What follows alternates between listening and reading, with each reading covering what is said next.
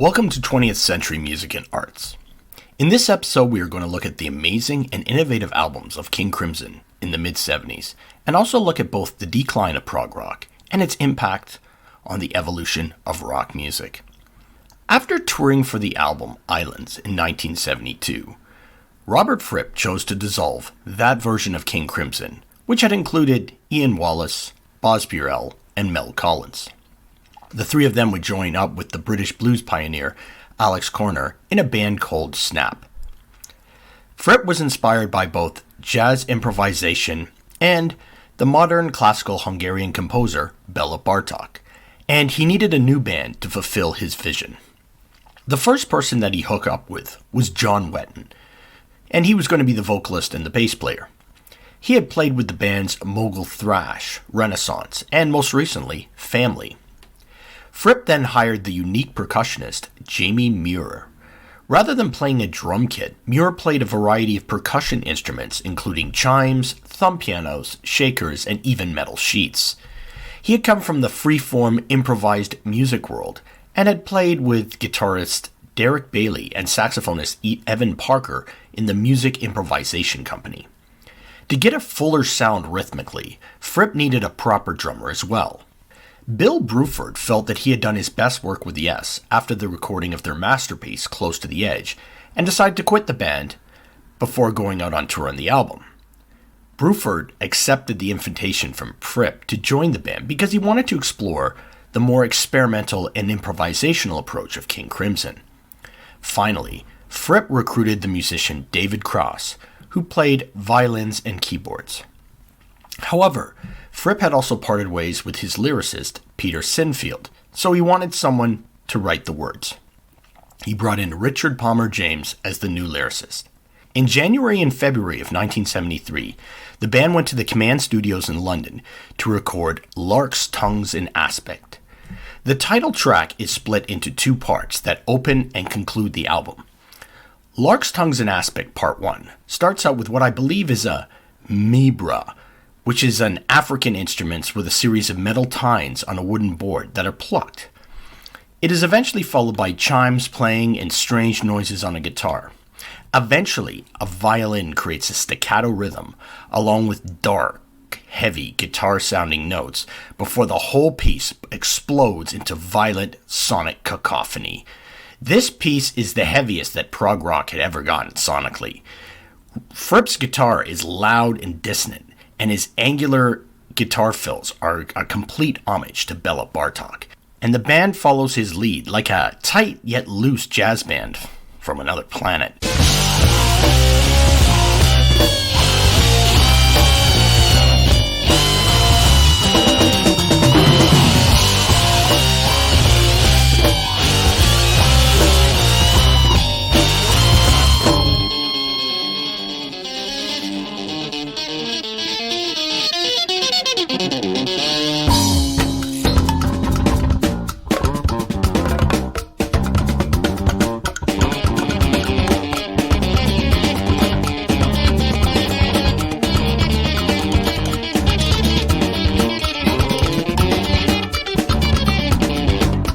The heaviness ends before the 8-minute mark, and the rest of the track is subdued, containing chimes, violin, acoustic guitar, and ends with spoken dialogue. This track is followed by the soft and subdued Book of Saturday, where Fripp demonstrates his finger-picking skills.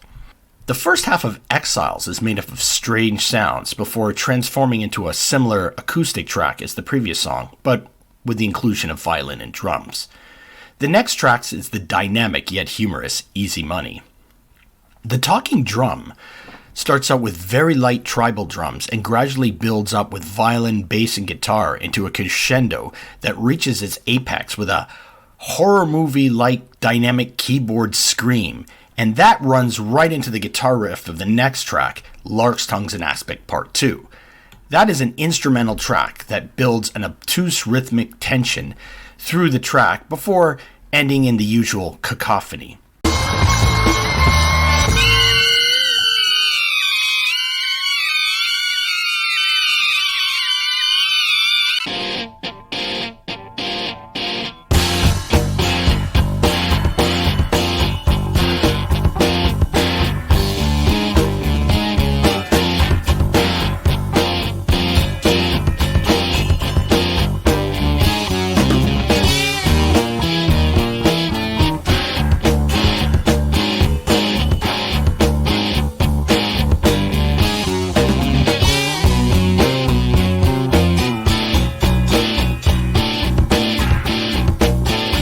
Crimson laid down the groundwork for math rock, indie rock, and post-hardcore bands in the 90s.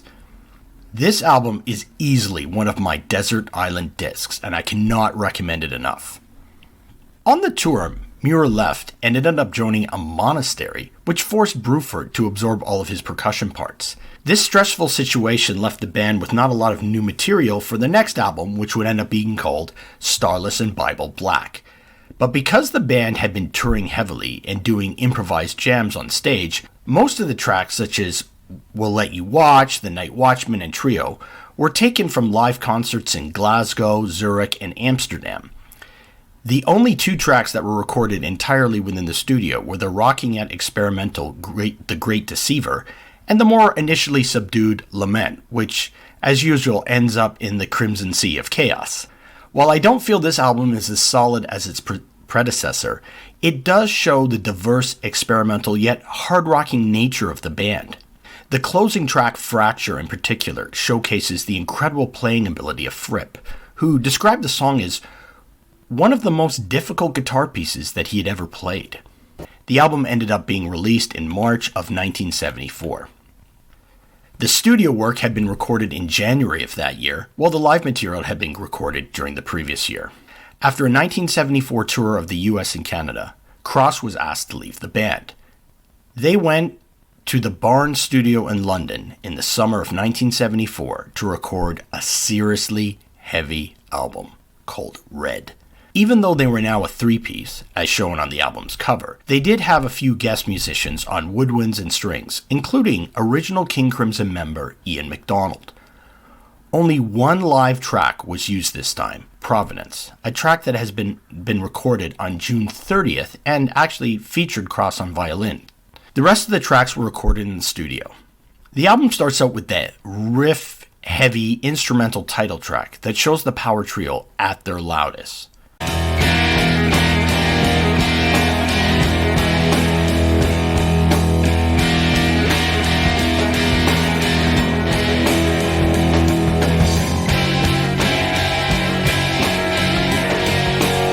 Fallen Angel starts out soft and melodic, but halfway through, Fripp's guitar sinisterness invades the track.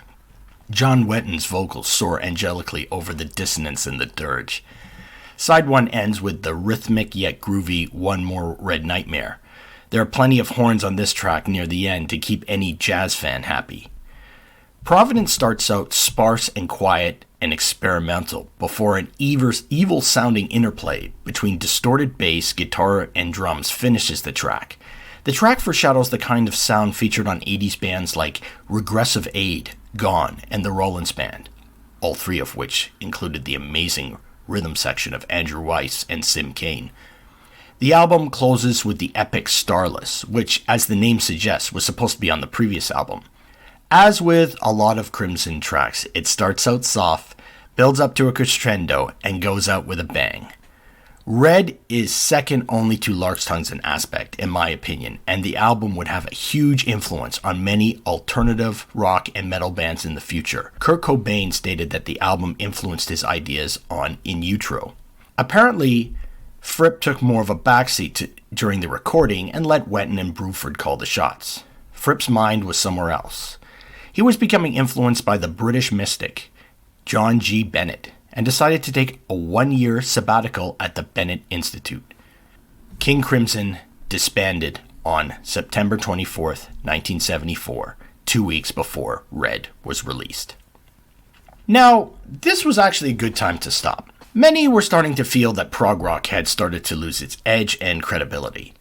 Critics had often panned the genre, and there was a general feeling that the players had become self-indulgent and cliched. Probably the greatest example of this indulgent was when Rick Wakeman did a concept concert for his album, The Myths and Legends of King Arthur and the Knights of the Round Table, by creating a stage show on ice at Wembley Stadium. Yes, a kind of rock ice-capades. The album had sold 12 million copies, and Wakeman decided he wanted a special performance to do in England. Once he committed to this grandiose concept, though, unfortunately there was no going back. Wakeman ended up having to fund the performance with his own money, and used his band known as the English Rock Ensemble Also, a full orchestra, a choir, a narrator, and 19 skaters who would act out the scenes. They played 3 concerts on May 30th, 31st, and June 1st, 1975. And those concerts had numerous issues, including costume malfunctions, Wakeman being left dangling over the ice, and the dry ice being so thick that the players could not see their instruments. The concerts were symbolic of how far rock had been removed from its roots, and a revolution was brewing in the home country of prog rock. During the entire time of prog rock's reign, there were bands that were playing a simple form of rock. Glam rock sounds of bands like T-Rex and Slade were very much committed to the 3-minute pop song. Pub rock bands like Dr. Feelgood, Kilburn and the High Roads, and Ducks Deluxe played a rough style of rhythm and blues. There were boogie bands like Status Quo and numerous underground kind of proto-punk bands like the Pink Fairies, Crush Butler, Stackwaddy, and Third World War. There was also an interest in 50s rock and roll, and there was kind of a revival in the UK, which led to the London Rock and Roll Show in 1972, which was at Wembley Stadium, and it featured 50 stars like Bo Diddley, Jerry Lee Lewis, Little Richard, Bill Haley and the Comets, and Chuck Berry, who headlined. So there was already a foundation set for when punk rock emerged in 1976 and declared war on the pompous rock world. When the revolution happened, bands like the Sex Pistols, The Damned, and The Clash particularly directed their ire towards the prog rock bands with their album-long concepts and long, extended instrumental passages. Furthermore, the music press in the UK was really starting to write off prog rock as a genre for dinosaurs. But there might have been other factors that caused the downfall of prog. In the early 70s, bands were given pure artistic freedom, and there was minimal pressure to conform to a commercial sound, as long as the units kept selling. However, the music industry started becoming more heavily corporatized as a result of massive financial interests coming into the music industry due to the success of albums like Frampton Comes Alive. This greater pressure resulted in the sound of a symphonic pop with bands like Supertramp, 10cc, the Alan Parsons Projects, and the Electric Light Orchestra. There was also the rise of what were called pomp or arena rock bands that took elements of progs but made it more commercial sounding. Bands like Styx, Kansas, Journey, Foreigner, and Canada's Zon became the archetype for the sound of the late 70s and even into the early 80s. Prog rock stalwarts, yes, had a bit of a rocky ride in the late 70s, and by the early 80s, they actually had a massive success after producing a commercial-sounding album called 90125, with the big hit Owner of a Lonely Heart. When Genesis brought in Phil Collins as their singer, they would morph into a more commercial pop band and have huge success in the late 70s and 80s. Pink Floyd had immense success with their dark-sounding album-long epics, but had always been on the periphery of the prog rock genre, as their focus was more on the songwriting rather than the intense musical chops. However, purists like Emerson, Lake and Palmer found themselves out of step with this new musical landscape and broke up in 1979. But prog rock's impact was felt on other genres and is still being felt today. Bands like Rush, Rainbow, and the Scorpions in the mid to late 70s started incorporating the musical complexity of prog into a more hard rock and even metal format. This concept was embraced by the new wave of British heavy metal bands and later on thrash and death metal bands. There even emerged a genre known as progressive metal and included bands like Queensryche, King's X, Dream Theater, Fate's Warning, and Canada's Voivod. But prog would also influence the genre that was considered by many to be its antithesis, punk. The bands of the British post-punk movement were, in a certain sense, a kind of progressive punk, as they were stretching the boundaries of three-chord punk. Keith Levine of Pill was, in fact, he actually had been a roadie for Yes on the Close to the Edge tour, and both John Lydon and Marky Smith of The Fall were huge fans of Van de Graaff Generator. Rat Scabies of The Damned, when he met Phil Collins at an airport, sort of in secret, told Collins that he was in fact a huge fan of Collins's drumming on the Genesis records. And there was a band called Cardiacs that combined punk and prog together and dubbed their new sound as Prog. In the North American hardcore punk scene, prog would also reveal its influence. Victoria's No Means No would combine the breakneck speed of punk with the musical dexterity of jazz and prog bands. Have you heard the news? The dead walk. You hear that sound? You hear that sound? Like fingers scratching underground. You hear that sound? That slamming door. I fought it all my life, but I can't fight it anymore. After releasing their debut-length LP, How Could Hell Be Any Worse?, Southern California hardcore punk band Bad Religion would follow up with a full-on prog rock album. Released in 1983, the album Into the Unknown would feature lots of electric organs and pianos. The members of the band had been prog rock fans before discovering punk, but unfortunately the album did not go down well with the fan base. Now, progressive rock would have an impact on numerous musicians and genres.